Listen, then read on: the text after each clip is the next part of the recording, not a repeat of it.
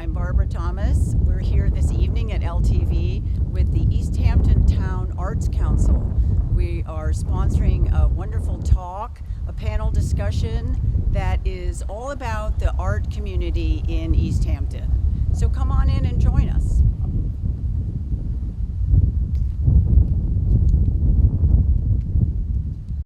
Good evening, everyone. Thank you so much for coming. Our talk is called Artists in Paradise, Navigating the Contemporary Hamptons Visual Art Scene. A lot to talk about. So this evening is hosted by the East Hampton Town Arts Council. Some of you may know it and some of you may not. And I am Barbara Thomas, and I'm co-chair alongside Scott Bluedorn, who is also on our panel.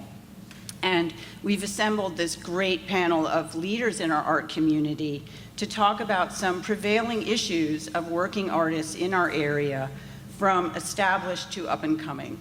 Studio and living space, gallery exposure, artistic pursuits, making a living as an artist, and art's place in our community.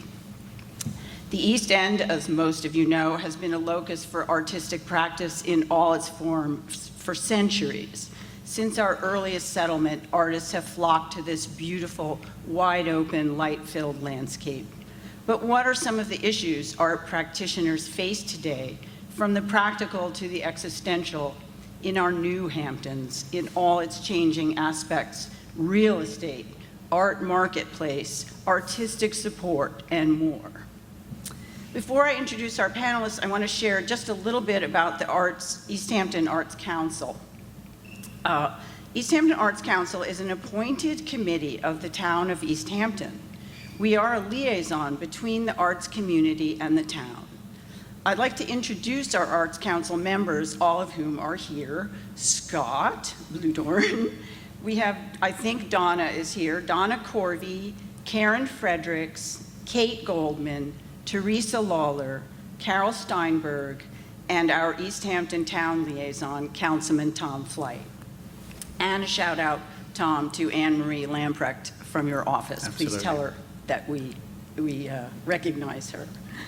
As many of you artists in the audience know, the artist's life can be isolated. The Arts Council helps bring the arts community together through informational services and events which we organize to help artists, musicians, writers, and any other artisans of our community to be able to work, live, and create here.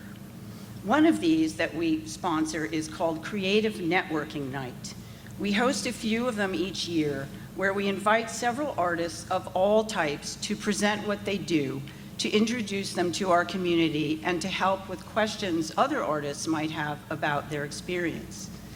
This is something any of you artists in the audience could participate in. You can get in touch with us. We have various means to do that later.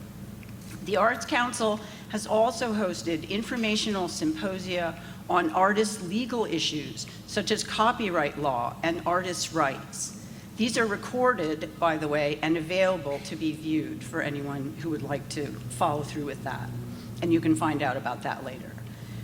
Recently, the Arts Council has been contributing to the town program to bring art making classes to the Senior Center, taught by some of our own artist members, and we're very proud of that. I'm going to introduce our panel, but first I just want to tell you briefly who I am. I've been an East End painter since the early 1980s. My mentors were from the age of artists out here, such as Jane Freilicher, Sheridan Lord, Robert Dash. Over 20 years ago, I became a teaching artist, bringing drawing and painting classes to the Parish Art Museum, Guildhall, and other arts institutions in our area. Now I'm the older generation of East End artists, looking out at a very changed landscape, as it were. And here is our panel, who will tell you more about themselves: Tom Flight at the end, Ellie Duke, Scott Bluedorn, and Melanie Crater. And I'm going to just start with Tom and have you each just give us a few sentences about who you are and what you do. Thank you very much, Barbara. Tom Flight. I am the town liaison to the Arts Council. I live out in Montauk. I'm originally from the UK. I'm an amateur painter myself. I love it. I find it's just a way to connect and just, you know, really do something I love. So when I was given the opportunity to be liaison to this council, you know, it was something I took on, you know, wholeheartedly. You know, my job is multifaceted, but a lot of the challenges I think we're going to hear today across many industries. It's affordability.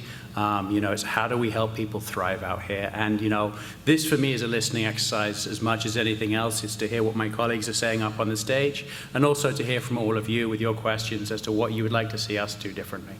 Thank you. Excellent, thanks. And Ellie? I'm Ellie Duke. I live in Springs. My background is as a writer and editor for art and literature magazines. But since I moved here, I have found myself also being a curator and project doer of all kinds, and organizing art events. And I also work at the Folly Tree Arboretum in Springs as the residency director. Great, thank you. Scott? Hi, I'm Scott Bluedorn, and I'm born and raised right here in East Hampton. Multimedia artist, illustrator. I do a lot of different things across the arts, including co-chairing the Arts Council with Barbara. I'm really involved, I think, with artists and community especially. I love fostering community and connecting different aspects of creative process. And I just like people, so it's important for me. So like something like this is a very important thing that I love to be a part of. Yeah, and my work I think kind of says something of that nature. Yeah, I'm happy to be there tonight, and also thank you to Barbara for actually organizing this tonight. It's actually a really timely, important discussion that I think everyone benefits from. Good. And Melanie? So I'm Melanie Crater. I am the museum director and curator of visual arts at Guildhall. A little bit about me. I've been here in the area for 3 years. I've been at Guildhall 2 of those years.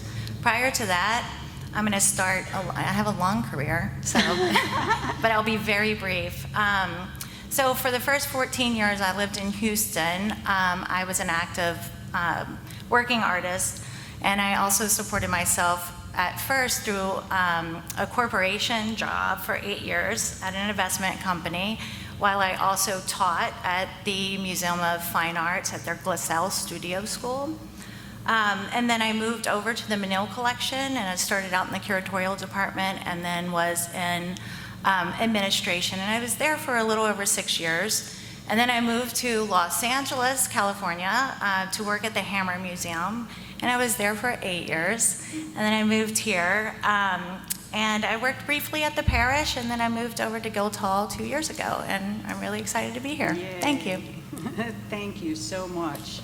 All right, that's just really great. I'm very happy to hear about everybody. So we're going to dive in, and I have specific questions for everyone, and we're just going to have sort of topic headings of those questions. So the first thing that I really want to address is what you all really think is the most important issue for all the artists, young or old, living and working in the Hamptons. And so, Tom, can you give us specifically some of the key regulations for creating studio space, for instance, in the town? Yeah, Just hold on. What are the rules and restrictions? Is there a plan for artist space with the recent incentives of buying property? So if you can kind of cover all those things, sure, that would be great. Absolutely. So, I mean, specific to artist studios, you know, there are key criteria as to who can have an artist studio and what size they can be. From a size perspective, it's, you know, 600 square feet, can be up to 2,500 square feet. They do require planning board approval to exist. You know, other criteria you have to have in them, you have to be defined as a fine artist. That's something that would require reference letters, proof of body of work.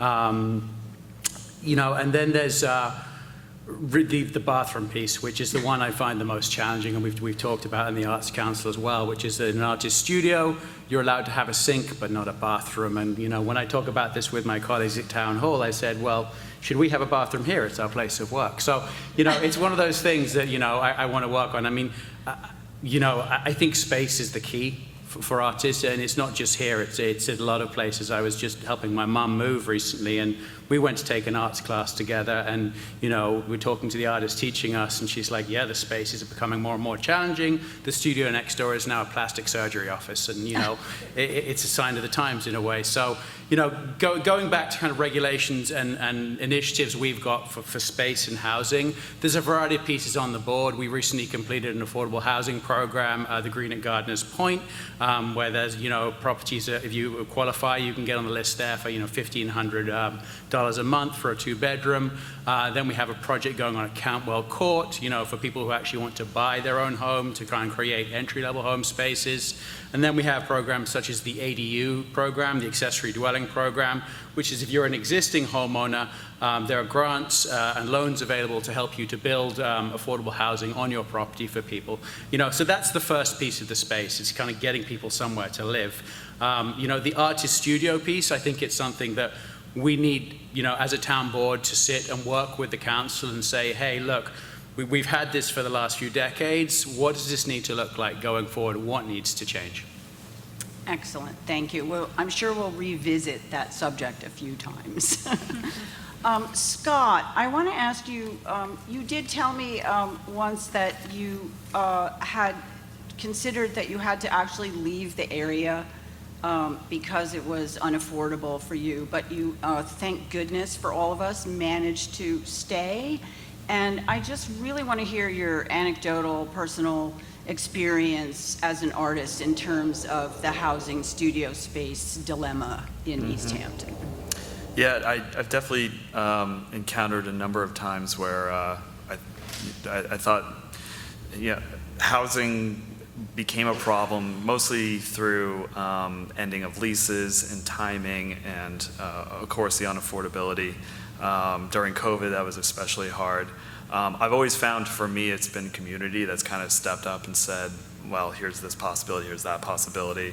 And I've gone through times where it just felt really uncertain, but I was able to stay just mostly through, again, community. And I'm going to keep coming back to that because it's the people that you meet and the people that you know and your network and your friends, and everyone looks out for each other. And I was luckily able to find really great situations for people who had space, and I've always rented. I don't own a home or a studio, so you always kind of live on this precarious edge. But and I'll come back to that later, I guess. But it's precarity, I think, for artists, and I think maybe people in general. It's been an uncertain, number of years, but I think for artists especially, you're always kind of living on this edge of, well, I don't know how I'm gonna keep doing this, but I'm just gonna keep doing it. And I'll say, I've gone through times even when I didn't have a studio, and to me, it's not a luxury. It can be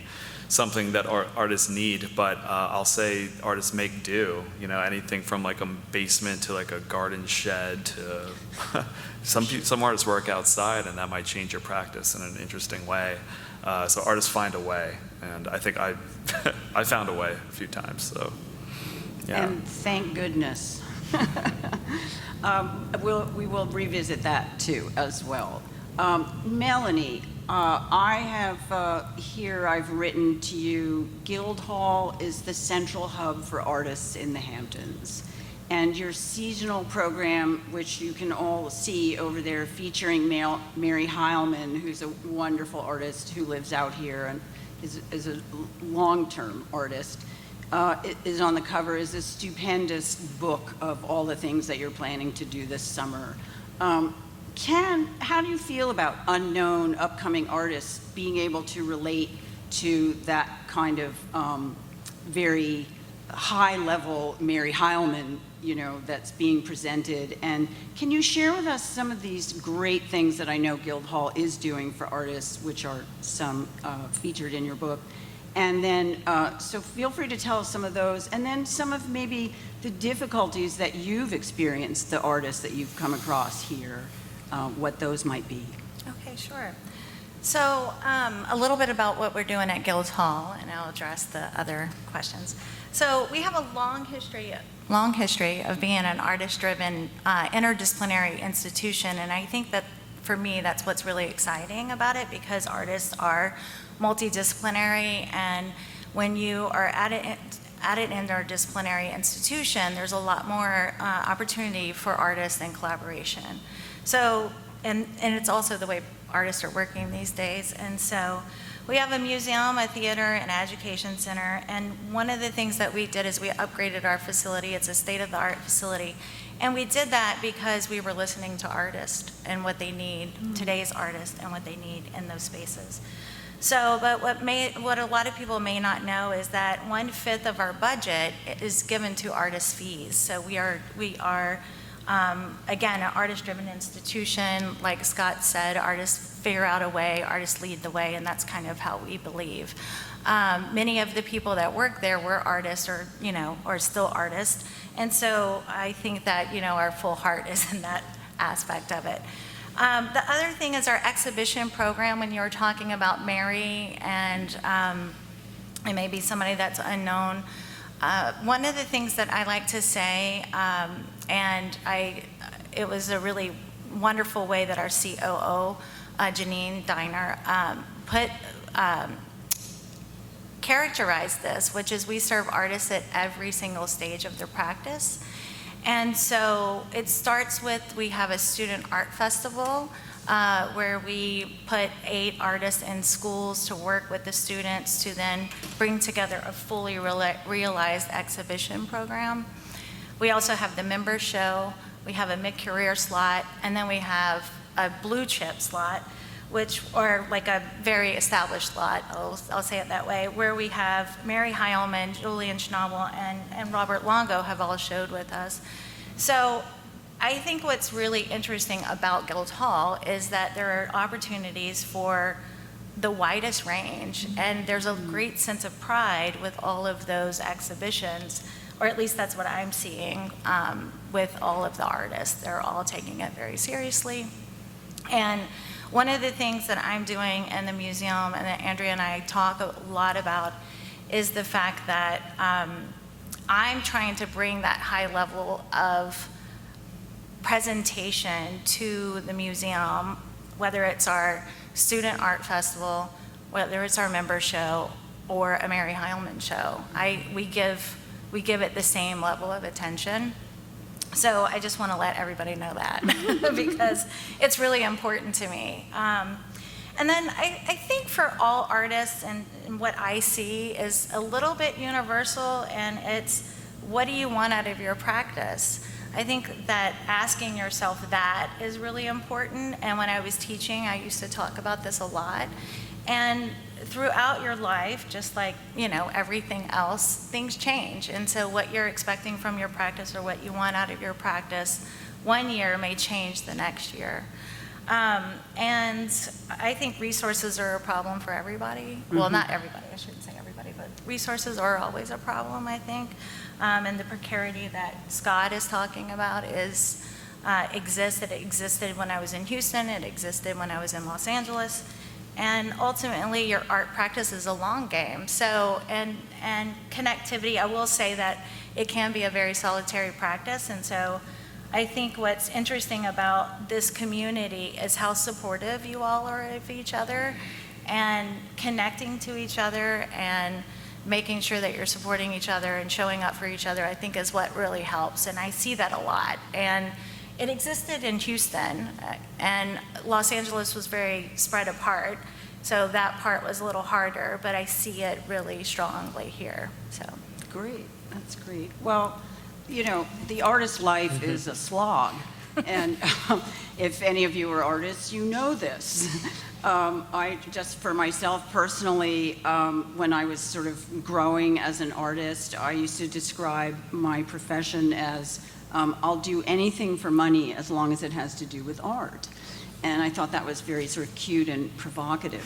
But it was actually true. And I did everything from painting murals in bathrooms to, helping rich people buy not very good art. So It just went in a long range, and if you are an artist and you're really trying to work, no matter how much community support you have, it's very, very hard work. It is. So it is. that is absolutely true. But thank you. I so appreciate, and I think we all appreciate Guildhall and your members' show, which I have participated in, is really a wonderful event. So, and all the things that you're doing are absolutely great. So good. So where am I? I am. Ellie, share with us some of the specific issues that you face with that your young artists face in terms of living and working here, whether it be real estate, trying to make a living, being respected and recognized in either our known institutions or outside of them. Just talk to me a little bit about that. Sure. It's funny that you say being respected and recognized, because I asked my friend today what he thought the answer to this question was, and he said bad PR was the biggest problem facing young artists in the Hamptons. Some of you can probably guess who said that. And I think what he meant was that, like, the world outside of here has a very specific and very surface level idea about what it means to be a Hamptons artist. Mm-hmm. And there's so much more than that. It's so much richer and more diverse than that. So I thought that was an interesting point. Mm-hmm. Although I do think actually the biggest issue is definitely affordability. And I think paired with that, making the decision to be away from the epicenter of connection and opportunity that is living in a major city is a big sacrifice. And a lot of the time, moving away from the city to be in the country comes with a lower cost of living, so you can focus more on your art. But here, that's not the case. So it's this double sacrifice of being away from those connections and opportunities, and also needing to really hustle to make ends meet to be able to survive here. So I think people who are here, you have to really want it, and it actually makes for an amazing community, because people really, really care about being here, and there's a reason they're making those sacrifices, and they love it. But it's hard, and it's a rare week that goes by where I don't have a conversation like the one Scott is talking about, of like, how am I going to make this work? Where am I going to live this summer? How much longer am I going to be able to pay rent? You know, whatever it is. And yeah, it's a precarious situation. Yes. Yeah. Very much so. Thank you. I'm going to move on to a little bit of another topic. We're going to just cover, a bunch of stuff here. So what I want to talk about is what I see as one of the most difficult transitions for artists is really going from making the work to actually having the ability to show work. So we've talked a lot about how it's hard to find the space to make the work, and it's hard to afford to make the work, and all of that. But then what do you do with the work? This is that divide for the artist's life, which is being in your secluded space, making your work, and then what do you do with it? So how does this transition look from the artist side and the gallerist side? And we have Melanie, you're the gallerist. We did lose Tripoli Patterson, by the way, in case you're wondering why. His name is there, but he's not. He could not come, alas. So I'm just going to ask you all a couple of questions on that topic. So Melanie, back to you. You just bring a unique, lively, and really great vision to the art that is being shown at Guildhall. How would you describe what you look for, and what might artists do in our community to work toward inclusion in some of these shows that you sponsor? Well, I'm going to go back to, so for what I'm looking for, I'm going to go back to the mission of Guildhall, because that's where I work. So I'll talk about that, and then I'll be happy to answer other questions about, making that transition. But again, it's an interdisciplinary institution, so what I'm trying to do is really honor that and align the program along with our goals of the institution and while staying current. So those are things that we're thinking about. And our program, or at least our exhibition program, and I would say the other programs too, but specifically in the exhibition program, you know, we're looking for, there's two things that I would say, because we are different than a gallery. So a museum is for us to either present new scholarship or provide a space where there's experimentation. So a museum should be free from the market, right? And so what I want to do is I want to stage a show. Like if I'm working with an artist that's, you know, if we're working on a program together, an exhibition together, I definitely want to work with someone that's interested in a testing ground. So if we're not developing new scholarship, it should be used for like experimentation, testing, pushing yourself, if that's what you want, into new areas. So that's what I'm looking for, and what I'm mostly looking for when I'm talking with other artists is that they know what, every artist is different. So my role is to help an artist put on the best show that they possibly can. So in looking at that, understanding what those roles are, and what the ultimate goal is to, you know, have a collaborative relationship. So, and again, every artist is different, so the way I interact with them, it depends on the project, depends on the artist, depends on what's needed in their career. So we talk a lot about that. So a collaborative spirit is really important. And what people can do for Guildhall and opportunities at Guildhall is just know that we only have a certain amount of exhibition spaces, and some of those are already predetermined.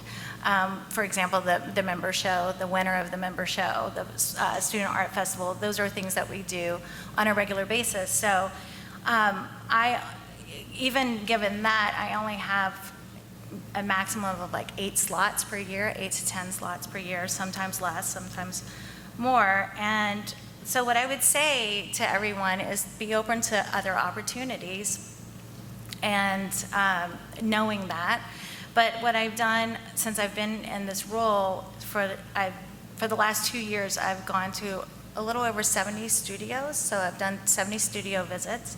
And what I'm doing is when I'm conducting the studio visits, not only am I looking for, you know, I'm working with the community, I'm building relationships with the community and the artists and getting to know people, but I'm also thinking of, you know, kind of like keeping everything in a file in the back of my mind. So when an opportunity does arise, that I know who the right person is. For example, Peter Dayton, I went to visit him because I was organizing this furniture show that is up at Guildhall right now. So if you haven't seen it, I encourage you to see it, but Scott is also in that show. And so I went to see him for the furniture show, but then I talked to him and really got to know him about what his practice was about. And so when we decided to do a site-specific installation in the stairwell that leads from the lobby to the theater, I was like, oh, I have several people that I think can work in this way, and that would be collaborative and open to doing something. And Peter was the one that we tapped for that.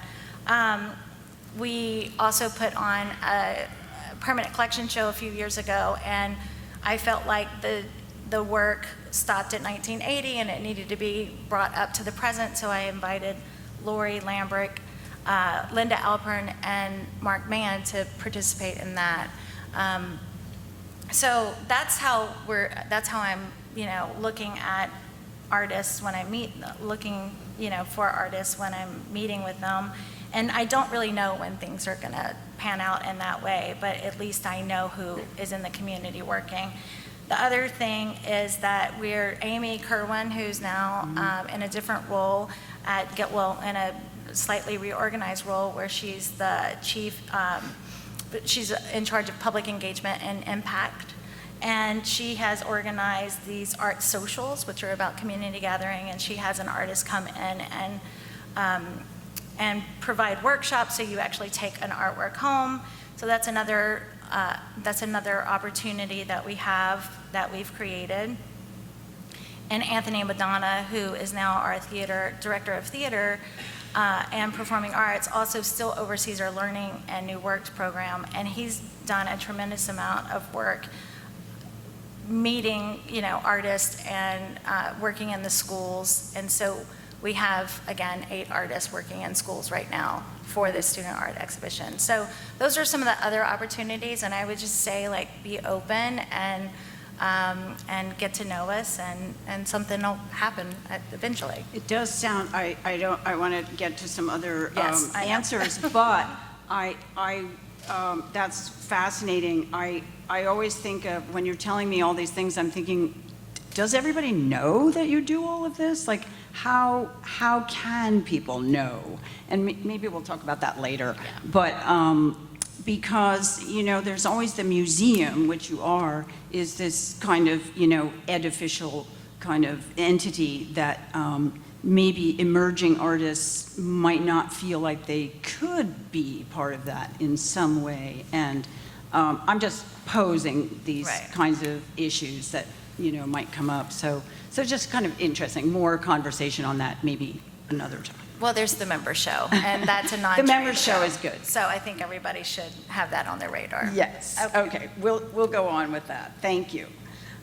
Scott, prolific artist that you are, you exhibit widely out here and all over, and you've attended a lot of art residencies here and everywhere. And this might be just sort of more of an informational answer for people, how do you find and keep abreast of these opportunities, and how do you go about pursuing them? I know it's very time-consuming and can be expensive. Yeah. I have a lot of friends, and they give me a lot of good recommendations. Okay. And not even just friends here. I have friends, I could say all over the world, but, a lot in New York and a lot in LA, West Coast, working artists, but not, creative professionals. And yeah, when I get a recommendation, I'll write it down and say does that vibe with me? But not just, so opportunities including exhibition opportunities, residencies, which have been really fundamental to my practice and what I do, which really kind of can revolve around location, place, sense of place. And so, yeah, I've done residencies here. I've actually done a residency at Guildhall, Watermill Center just in March, but, I've gone far afield as Mexico City. I'll be in Sardinia in December. Some of these opportunities I'll get, from social media, which I think has been a real boon for artists. And as bad as a lot of this stuff is for mental health and whatever, we can deal with certain doses of it, but I will say it's been really important. I've learned, huge amount of just opportunities that are targeted to me, and I'll be like, oh, this is cool, this might be applicable. But also my ear's always to the ground, and that goes back to getting involved in a lot of different things. So I'll have, arts council, or I'll, which might be tapped into a committee, and I've been on other committees, and I'm interested in housing, and I'm interested in, volunteer opportunities, and especially environmentalism. I'm definitely a very kind of dedicated environmentalist, and I'll always advocate for the environment, but all these things kind of feed off of each other. So, art is just like this mirror that we can hold up to a lot of these ideas and topics, and that's just my form of communication. So if I see an opportunity in the world, hey, there's this giant problem with the pine beetles that are devastating the pines, even around LTV, you can see it. It's an environmental problem. The way I approach learning and even sharing my outlook on it is through art. So that becomes another opportunity. It's an invitation. So yeah, That's for me, it's great. all related in that way. Oh, it's great. It sounds like there aren't really too many problems. We wanted to have this talk to solve some of the art problems, but between you guys, it sounds all kind of great. Well, let's go to the dark side. I'm excited. Tom, and actually anyone can, I want to let me start with Ellie. Tom, are you okay? Yeah, absolutely. Okay, you're awake. Ellie, I think of you as having really broken new ground in creating unconventional gallery spaces, which are, the solution to all these gallery space issues that we addressed earlier. And a deep exploration of new kinds of art being made in our area. Can you talk about what your generation of artists are thinking and doing to get their work seen? And tell us a little bit about how you see the new art and what you think that means. And just before you answer, I just wanted to say that, Melanie, you addressed, what's going on in the world in contemporary art. And so that has an effect on how you see the art locally or wider that you choose and curate for Guildhall, and that's just a very interesting, kind of thing to think about where do these ideas for art that people should be seeing, where do they come from, really? So did I take you too far away from the question, or are you? No, that's fine. Okay, great. Thank you. That's very nice. I don't know that I've broken new ground. I think that artists have been creative about how they show their work for a long time. And you have to be, because there's high barriers to entry. And I have been very lucky that I've been sort of presented with these incredible, unusual spaces. I mean, the whole reason I started doing this at all was because I had this empty house that was just like begging to be filled with art. I wasn't like, oh, I'm going to start putting on art shows. So I kind of just stumbled into it, and part of what has been so amazing about the events that I have done is that they've taken on a life of their own because they felt special and unusual, and I think also sort of separate from the commerce that art can so often. It's like similar to what Melanie was saying. Out here and in the art world in general, like everything has a price tag and it's usually really high.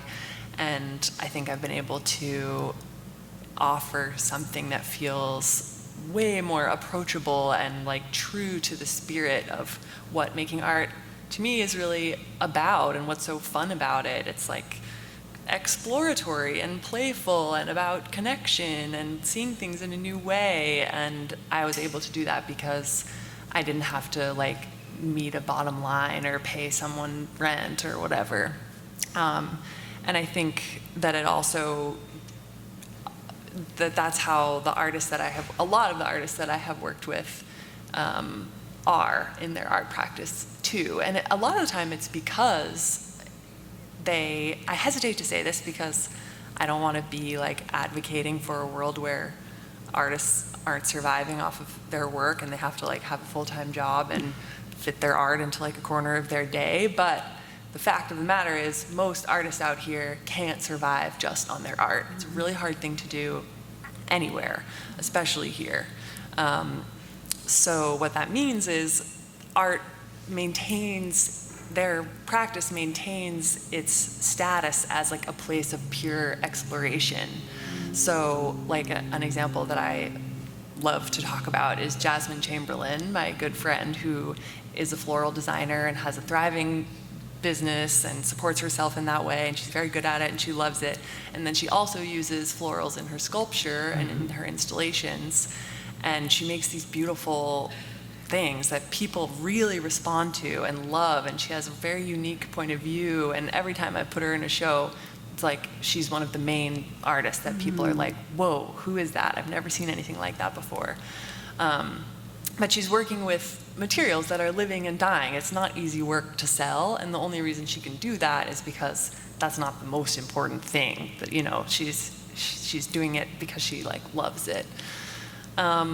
So yeah, I think, and I think the Folly Tree Arboretum is another great example. It's like, it's a nonprofit, and we would accept your donations gladly, but the making money is like not the point. It's this very whimsical, exploratory place. So yeah, having places where you don't walk in and feel like you're being sold something immediately, I think that's a very, very refreshing and special thing that should be like protected as much as possible. Yeah. Right on.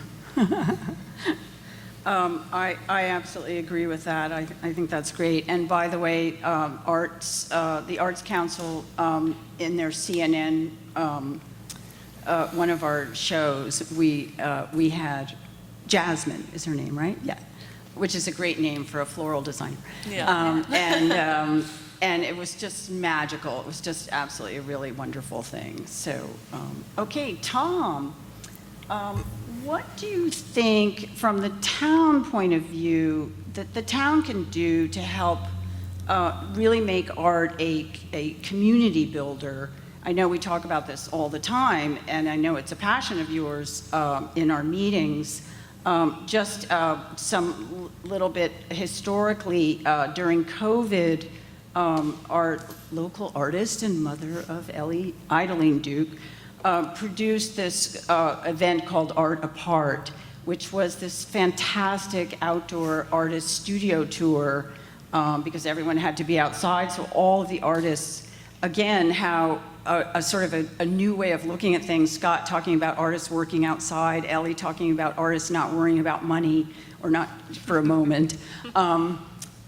You know, suddenly we were all outside presenting our art. And so it took on this whole new kind of conceptual feeling. And it was just an absolutely beautiful event. And actually in our Arts Council, sometimes we've talked about how can we revive that.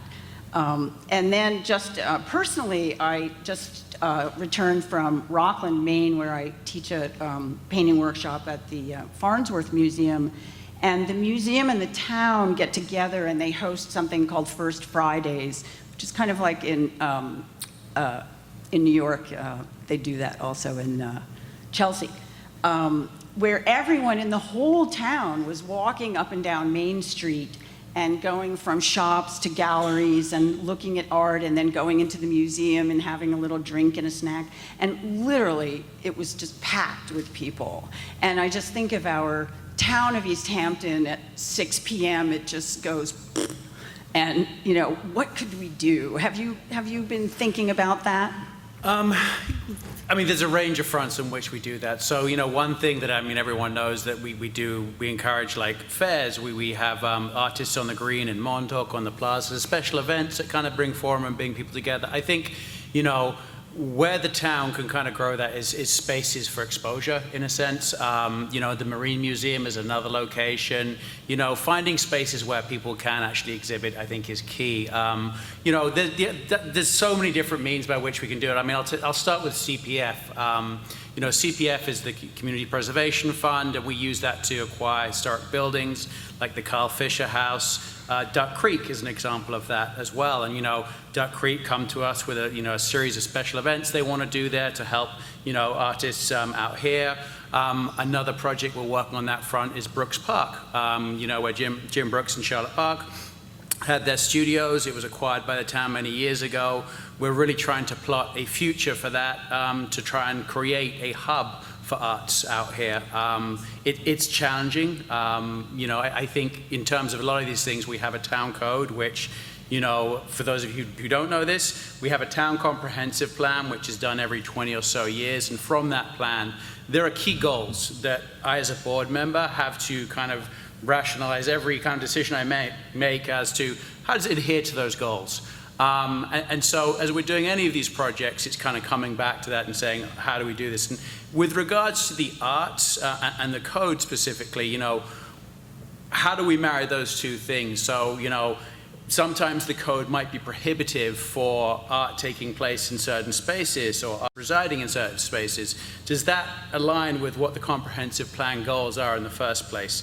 You know, diversity of culture is a key aspect of what our goals are here, as is the preservation and the continuation of the history and the culture. So you look back at your Pollocks and your de Koonings and you kind of understand, well, how did they make it out here? And I think, you know, there's another thing there to talk about, that this is not a unique challenge. I mean, when you look at Pollock, I mean, his first property out here was basically funded by Peggy Guggenheim, and I think that's another piece where, you know, you have the community side of things that, you know, encouraging patrons of the arts is key for its survival out here. You know, the more we can encourage that and increase those interactions is key as well. Going back to the town's kind of raising of community, I think continuation of community events is key. One thing I do with one of my other committees, which is the Anti-Bias Task Force, is we have a TV show with LTV called Diversity TV. We invite guests to come talk about their perspective of the town. I think that's something we could do through the Arts Council too, potentially going forward, is, have a rotation of artists or people in the arts worlds out here, just to increase that kind of communication, that knowledge. Other things that I'm just kind of picking up on, just listening to everybody here today as well, I think, we should have on the town website, a calendar on the Arts Council page of the events that are up and coming and, who the contact person there might be, should you wish to do it. And I think the other piece there is the information sharing. One thing I'm taking away from this immediately is there are so many amazing resources out here. To begin to centralize those and, give artists out here access to that is key as well.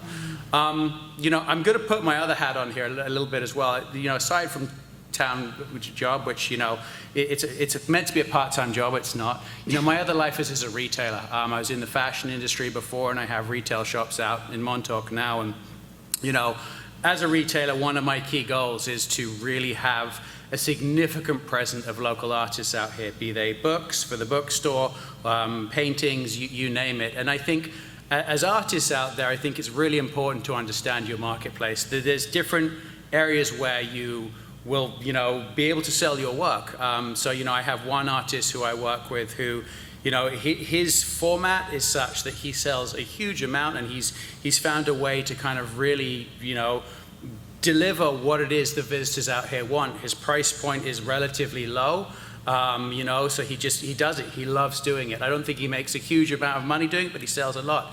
Other artists I work with, one lady, her mother had a kimono shop in Japan. She's a teacher at the school, and she's taken that kimono business, which now no one wants to buy kimonos, and she's turned it into children's clothing and handbags that we sell. And it's beautiful. I think, it's challenging to sell versus some of the other work, but, it's getting your art out there, finding, putting in front of the right people to buy it and create the buzz about it too. Yeah.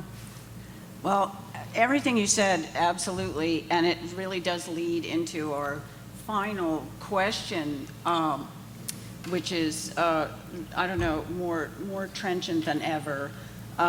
We are a very diverse community, divided, unfortunately, by classic social strictures. The local several generation East Enders, the Hispanic and immigrant community who live and work among us but are separated from us, and the resort group who financially support pretty much everything going on here for good or ill.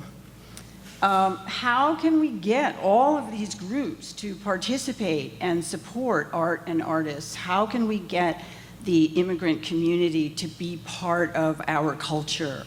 How can we get the resort groups, which they do as patrons, you're saying we need patrons. They are our patrons, there's no question about it. How can we get the local crowd to also join in with our very sophisticated arts programs and institutions? I'd just like to hear what everybody has just to say about that generally. Melanie, let's start with you. So I would say that through Amy Kerwin, she's our chief public engagement and impact officer. Her main role is for outreach. Also Anthony, in our Learning and New Works program, and the theater, he partners with a lot of not only the schools but also other nonprofits like Ola. We just did a fully Spanish production, which was over a 2-day weekend period in partnership with them.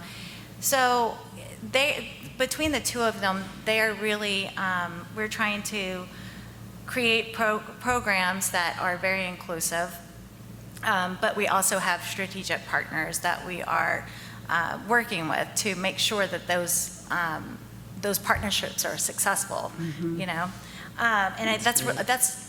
I would say that is something that throughout my career has proven to be the most successful, is when you can partner with other organizations that help bridge the community. One of the other things that we've done is, if you're talking about access, is that we recognize that there was a need for students so we have a teen council that is fully paid, and so these teenagers work at Guildhall as a part-time job, and it's another way that we not only we're working with, people of all different backgrounds, and again, they're paid employees of Guildhall, and we, they're the ones that drive our participation in many programs, but also, for example, our Hamptons Pride just last weekend, I believe. So that's how we're trying to be really inclusive and great. reach a wide range of people. Thank you, that's excellent. Anyone who wants to jump in, Scott, we can just go down the line. Sure. A number of years ago, I had a gallery. I was owner-operator called Neoteric. And it started off generally as a gallery idea, and it kind of morphed into what I would call a platform. And it was kind of special and unique in a certain way where, the idea was to present younger and emerging artists, of which there are so many in this town. And to me, that was an invitation for them to exhibit. Many of them had never done that before. And I, was exposed to a lot of talent through a submission process. And then I just got to know people again through other people.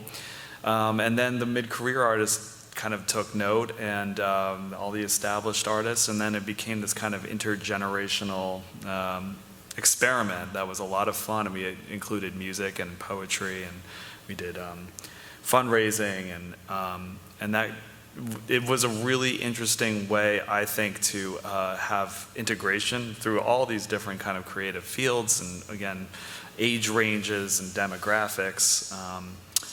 There was really, it wasn't just your standard kind of white box gallery experience and just wine and cheese. It was a little messier, a little more out of the ordinary. And we tried to do different experiences, and I'd love to see something like that, not necessarily what I did, but something in that spirit. So I think I would come down to invitation and collaboration, and that goes kind of, working with nonprofits, and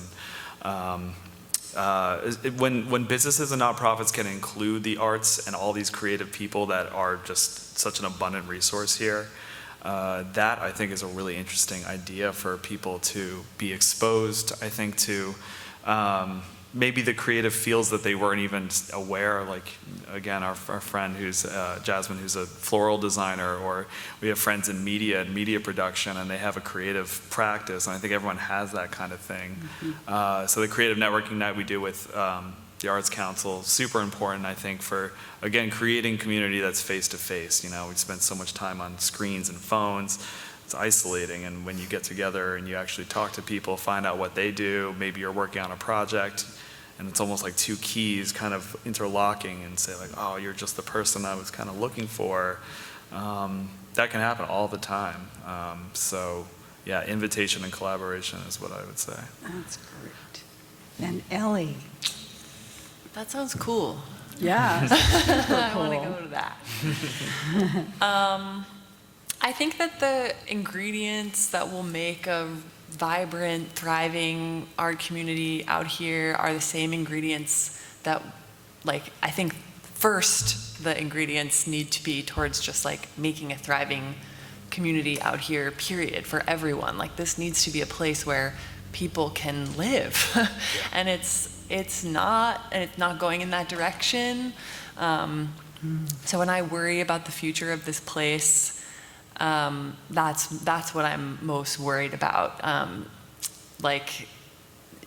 So many things about it. Affordability for sure, about housing, but also of education and healthcare and groceries and people who are, living in the woods and afraid of getting deported and traveling 3 hours each way to pour pesticides all over the land that we claim to love. There's I think that our community is really under threat. And if we focus on making this a place that people can live, regular people can live and thrive, then artists will thrive. And I think that a lot of artists that I know out here see themselves as like partners in that fight, and that is very encouraging to me. So yeah, that's not a very great. specific answer, but that's No, my it's answer. excellent. Thank you. And Tom, No, I entirely agree, and it's something that we look at from the town perspective all the time. I mean, not everybody knows it, but the poverty rate in East Hampton town is actually higher than the poverty rate in Suffolk County as a whole. You know, the wealth inequality we have here is insane in some ways. And, you know, from my perspective, you know, I've lived out here since 2009, and I've had my business. And, you know, one of the things that I think has been mentioned across the board here this evening is community. Like, you as an artist, I think there's a responsibility on you as well to throw yourself into the community. Find those organizations that you can support, make those connections. You know, I do EMS. You know, I love doing it. It's some of the best people I've met in this entire town doing that. You know, I've made connections through that as well. It's also how this town works. You know, if things are going to happen, it's up to us to change them. Be it the environment, you name it, be it housing. I mean, people talk about the challenge with housing. One of the reasons I personally push accessory dwelling units is that puts the onus on us as the residents of the town to provide affordable housing. We can fix the problems we have, but we have to work together as a community to do it. thank you. Oh my gosh, I've learned so much, and I hope you have too. And I think we'll wrap up with some questions. I thought a roving mic, but I think maybe we're a small enough group. Are you doing the mic, Kate? Is that you? That would be great. You have a question? Oh, excellent. So I don't know what happened to the mic, so just stand up. Oh, there it is. Thank you. Or just speak loud. It just seems to me with everything you were saying, there are so many empty storefronts. I live in Southampton where there's so many empty storefronts off season. And I'm wondering if those could be sort of turned into sort of artist studios or workshops and have a landlord who's, open to doing that, who's just seeing it empty. Well, we did have, we had Coco, God, her name just went out of my head. Thank you, sorry. Coco Myers did that for a couple of years. She had a pop-up gallery. You know, the pop-up gallery has kind of been a big event, I think, in the area because of the real estate issues. And it was really great. I mean, I agree. Tom, you would know what the strictures are on things like that better than any of us. It's something I support. It was done in the village, I think, well. And like, look, I have 2 retail stores, and I keep them open 12 months a year. I think as a shop owner, that's my responsibility for keeping my community vibrant. You know, I think there should really, be an emphasis that shop owners and landlords should have their businesses open 12 months a year as is possible. When I came from the corporate world, I was, in finance and at Gap, and there was the Banana Republic, which I loved, that used to be on Newtown Lane. And I remember looking at the financials for it, and, it didn't really make any money. It was kept open as a marketing opportunity. And I think, look, retail spaces on Main Street are really, really challenging. The rents are high. The cost of hiring people is high to get people out there. And, people don't make a lot of money. So, I do appreciate why some shop owners say, hey, look, I'm going to be here for the summer, and I'm going to make what I can. And, when I start to lose money, I'm going to close. But I'd also encourage shop owners that, like, look, there's more you can do, and get artists into your store. Try and stay open 12 months a year. You might not make money, but you might not lose money either. It's important to your community to really provide that and have a vibrant Main Street. That's what I came out here and fell in love with. When I first moved out here, I remember working in the old Bookhampton, the one with 2 stories high, had the record store next door where I bought my first Billy Withers album, and it's like, this is the greatest place in the world. And, now you see it, and honestly, I try and do Christmas shopping in town, and there's nothing I can buy. So it's really on the landlords and the shop owners to make this town what it can be again. No Chanel jackets for you, Tom? Sadly not. You know, I just want to say before we take another question, all these, I mean, I don't want this to turn into an idea generator because we can't really do that, but we will have an opportunity for ideas to come in, hopefully through our council. But these kinds of ideas take huge initiative from individuals, small groups of people, whoever it is. I mean, we've heard some really, really cool, entertaining ideas of galleries, art spaces, art apart, all of these things, but this needs somebody with a tremendous amount of energy to get off the ground, so just know that. And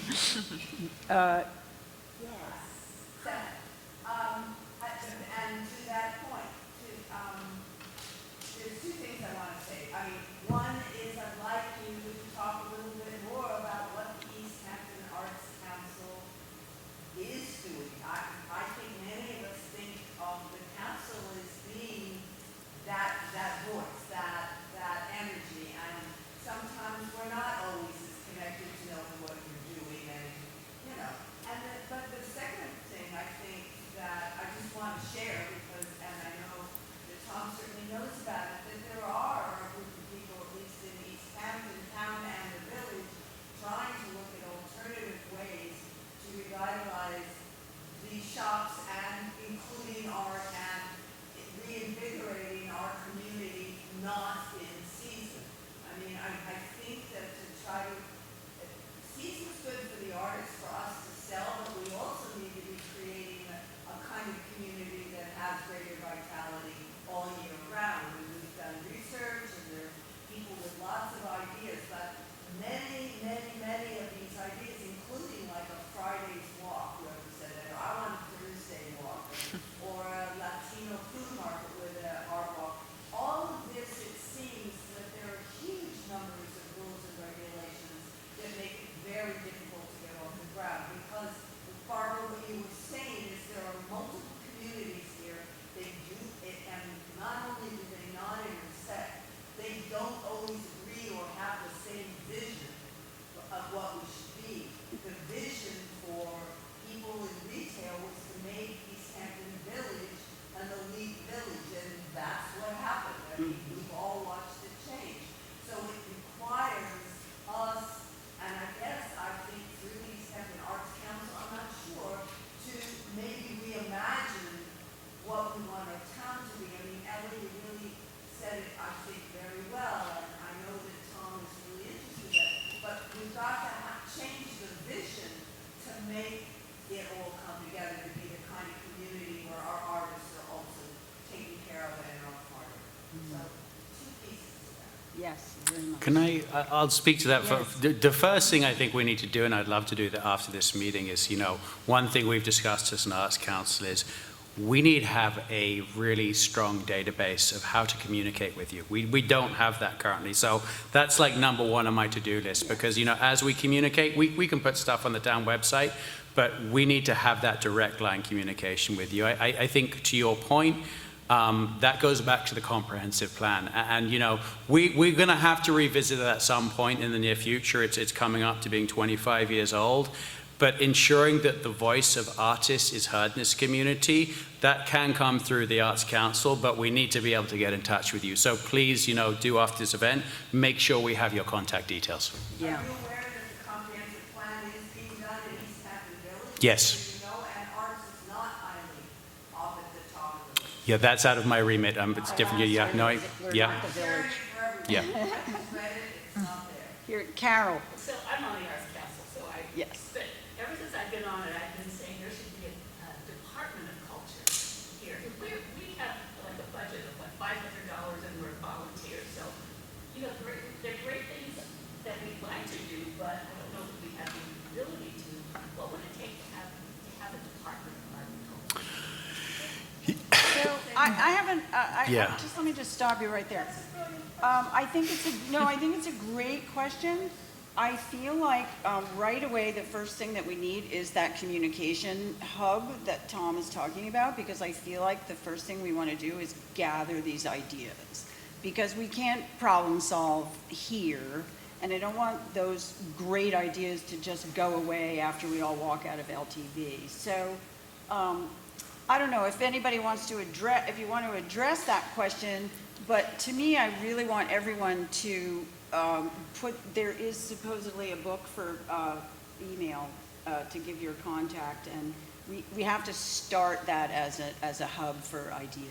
Yeah. But in any case, if you I'll have just any- quickly address it. I mean, I think as with any town position, right now I'm trying to get us a full-time emergency preparedness coordinator for the town. It's building a case. You know, it takes a long time. You have to demonstrate the need. You have to have that community outreach. And I think, as you've said, you have to have your community champions. You have to have, you know, the reason a lot of legislation gets passed is because the same people come to every meeting. The same people are on a lot of committees, and they keep saying the same thing. And eventually, it happens. You know, it takes that kind of grit. You know, in terms of Department of Culture, specifically, I would say, like, show the need, demonstrate the benefits to the community. Is this a good use of taxpayers' money? And, you know, we can demonstrate that return, but as with a lot of these things, you have to build a case. People have to keep coming to town board meetings and arguing for it, just like they have. Yes, They this got a is law passed and the level of outside involvement. People get advocated for. Yeah. Any other, maybe one more? Yes. This will not solve the housing problem. Driving in Bridgehampton the other day, seeing that Farrell is building a huge new storage facility, a billion storage units in it, and I actually have storage behind that, craft storage. And maybe sort of CPF money could get some sort of building that's like that. And it's really simple. Maybe there's a communal bathroom or just a ton of art studios. I mean, an artist could pay probably equal to like storage.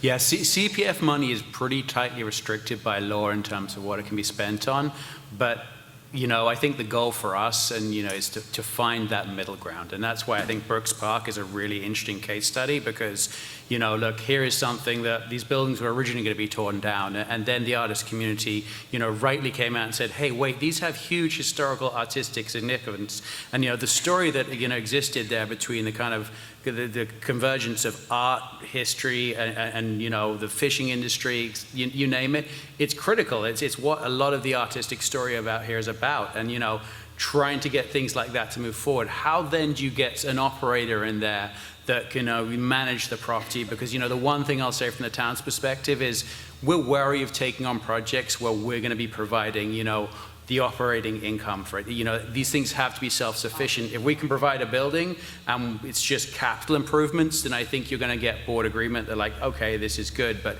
you know, if you're going to come to the town with something like that, it really has to kind of ensure that the taxpayer's not on the hook for it outside the capital expense.